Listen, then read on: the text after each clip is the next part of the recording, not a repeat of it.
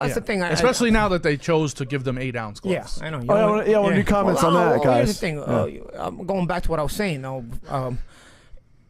When you're boxing and then you find out, you find out in the ring. You find out once you start boxing whether how good of a puncher you are, how good of a puncher you're not, and all this other stuff. Before you know it, your punches are landing, and guys aren't going anywhere. You realize, okay, I don't hit as hard as I do. Now, a lot of guys right there are done. Because they don't know they don't back themselves up with any kind of boxing skills or whatnot. Plan B. But once I had 4 hand surgeries early in my career, so I knew very early in my career that I was not going to have to be able to fancy myself as a puncher.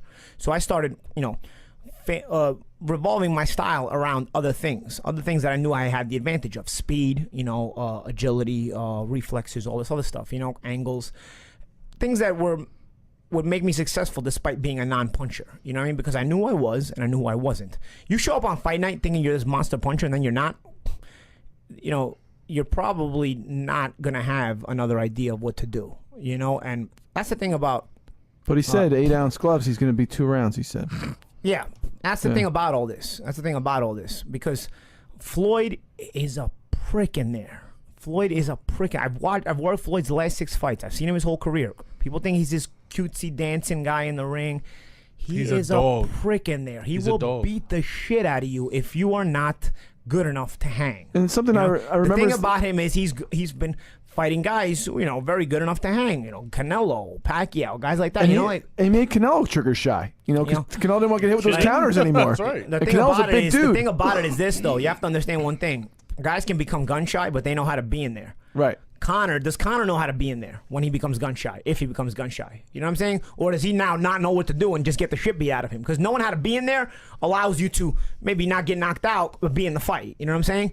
Not knowing how to be in there because you don't have experience, now you realize what you prepared for. I mean, I don't know what kind of preparation he's doing. I mean, honestly, this guy's got this Russian guy who's in his corner all the time. This guy Artem or whatever his name. I mean, listen, if you put Everlast on his head, it'd be an insult to the heavy bags, bro. I mean, I saw him spar this guy. Artem, and I literally was telling myself, why does he just not hit the bag? Like, at least the bag gives you more resistance when you hit it. You know what I'm saying? Like, this guy was so useless boxing-wise. I guess he's an MMA guy. Maybe he's a decent MMA fighter. I don't know. This guy was so useless boxing-wise that I said, maybe he's just trying to do it so he can add up rounds, sparring, where he can, sometimes on the end of sparring or something, you'll get some softies in there. But, but meantime, you're adding up the rounds. You're sparring so that you can log them, But, I mean, this guy was so useless. You don't even do that. You hit the bag, you're going to get better work out of it. Because the bag is heavier. It's bigger. It gives more resistance when you hit it. Like, this guy was so useless, and I'm thinking to myself, this guy's going to fight Floyd Mayweather, and you're sparring this guy?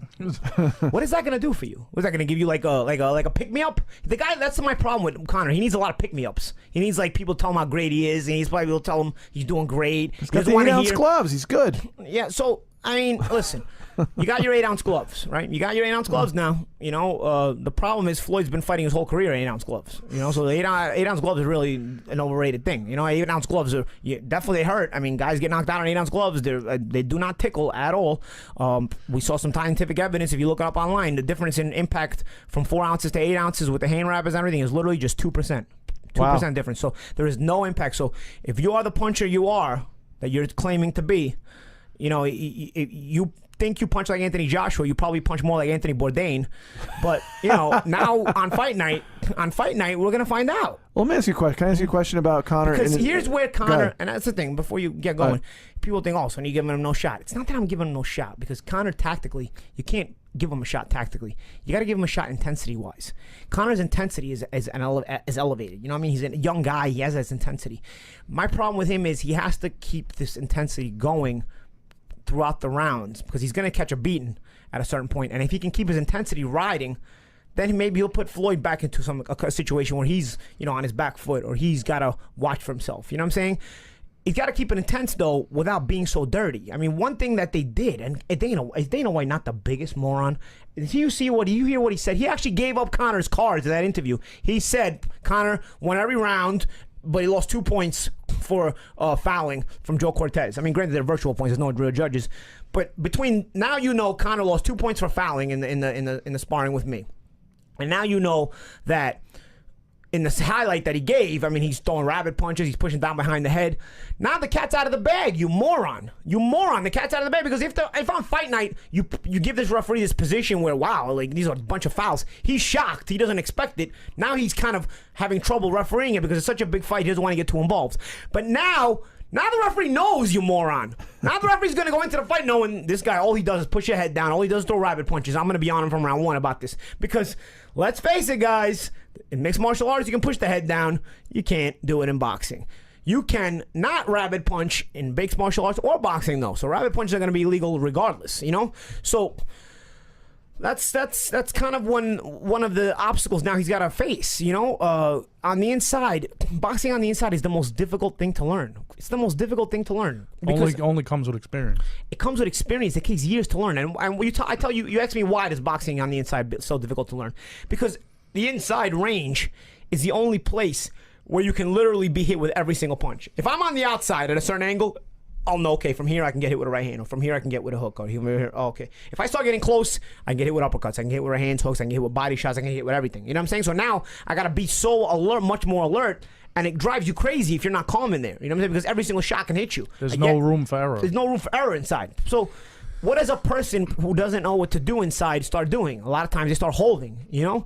And that's kind of where Conor has the problem there, because he doesn't have the experience as a boxer to have learned how to fight inside. So his instinct automatically to protect himself is to push the head down or hold. I was actually calling him a pussy throughout that second sparring because I realized what he's doing. Every time he gets close and he pushes your head down, I say, you're a pussy, bro. You're trying not to fight inside. I see what you're doing. You pussy, I see what you're doing. You know what I mean? You don't want to fight. You don't want to fight. You're not going to get away with that in a fight. You don't want to do it. You know, there's a certain level when you get to a certain experience level that you're actually so calm in that exchange, or you're looking and you see openings. And if a guy's just trying to hold your head down, you're going to set him up with some good body shots. And body shots are important, you know. Just the inside game. And going back to what I was saying about shots, you know, you can get hit with and you cannot be hit with. Like, for example, I'll give you this, and it's for lack of a better example, it's the moment when I go down. He's holding my head down with his left hand, right? So I'm trying to move away while also trying to pick my head up. And I'm also trying to move my feet, trying to move away. I know from that position he's holding me with his left hand. I know the right hand is free. So I am trying to push away, but also push away in a direction where if a shot comes with the right hand only, it can only come with the right hand, I am riding away from the right hand. So I'm trying to push away this way. You know what I mean? For sure, you guys at home can't see. So just in case a right hook does come, which it did, I can ride away with it. I can kind of ride with it as I'm picking my head up. I'm only doing that because I know from that moment he can't hit me with anything from the other side. His hand is holding me down. So I know I have to just watch for anything coming from his right, from my left. And by that point, you're half smothering it anyway. Yeah, well, what I end up doing was when he lets me go, it reacts like that's the reason I go down. When he lets me go, it reacts like when you're playing tug of war and you let go of the rope. Go. Because I'm pushing away with my feet, but I'm also pushing up with my lower back to try to push my head up. So when he throws that right hook, I'm kind of riding a little bit to my left to try to rock with it. When he throws that right hook, trying to rock with it a little bit, but I don't, because he throws hook, then he lets me go. It already goes by me, so he misses it. But I was in the process of trying to go that way. You know what I mean? So trying to roll that way. So when he lets me go, I was in the process of moving in this direction and rolling, and I go, and I go down. You know, so literally nothing caused me to go down except me trying to get away from his left hand pushing me down. And the reason they're trying to get away from the left hand pushing you down is because, you know, you can be hit with other punches. Because let's face it, in boxing, guys do get away with it. It's illegal, but guys do get away with it. You know, sometimes, but you got to do it in a subtle way. You can't do it. You know, like Conor's reaching out. As you can see in the video, he's reaching out, holding your hand down, when you're holding your head down. Like, so that's not even in a subtle way. Like, a lot of boxers do it. They do it in little subtle ways on the inside. You get dull, they push you down. Don't get me wrong, everybody does it, but you got to know how to do it, How to do it. He's an experience to do that. Like, it's so not subtle. It's like, all right, bro. FLOYD will be looking for that, too, I'm sure. Yeah, and of course, now the referee's going to be looking for it, because now the cat's totally out of the bag. Even Dana White said it. The moron. What a moron. He should be quiet. He put his own guy. He should be just happy he's collecting a big check and be happy. Yeah. Two things. One, I hope that they, when they do play this, you're sparring, the audio's on so we can hear you calling them names. And two, they're not going to play my sparring, and I'll tell you why. I'm because sure the not. one thing that looks so stupid, the only way they do it, like I said, is the different Chop camera it angles. up, They yeah. keep chopping up different camera angles. You know what I'm saying? Because here's my thing: if you have 36 minutes, if you're changing angles, how do I know that I'm giving you the same look here and you change the angle? How do you know it's the same round? You know what I mean? There's nobody commentating. There's nobody doing anything. You know what I'm saying? Like, how do I know you're not chopping up? That's why I said I want the same camera angle all 36 minutes. I want one camera all 36 minutes, one view. That's just always like a the way home video. sparring was. Is a home video. Yeah, now these guys are doing like Hollywood edits. You know what I mean? Like they have a TV crew there. They You know have what a I mean? TV crew Like, you know, for when you watch a sparring. fight on TV, the angles change because you get the best angle possible. Suddenly, all of a sudden, this guy's got a TV crew for sparring. You know what I'm saying? Just use one camera.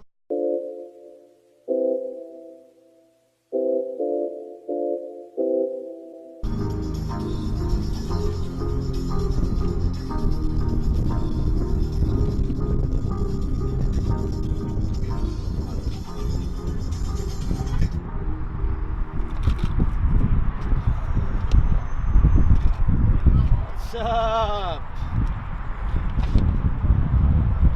Oh, is that right?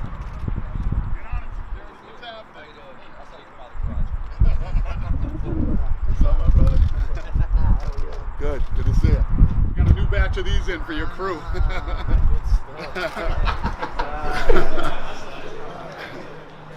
What's up, man? What's up, lads? What's up, Conor? What's the show? Roberto. Robbie. Robbie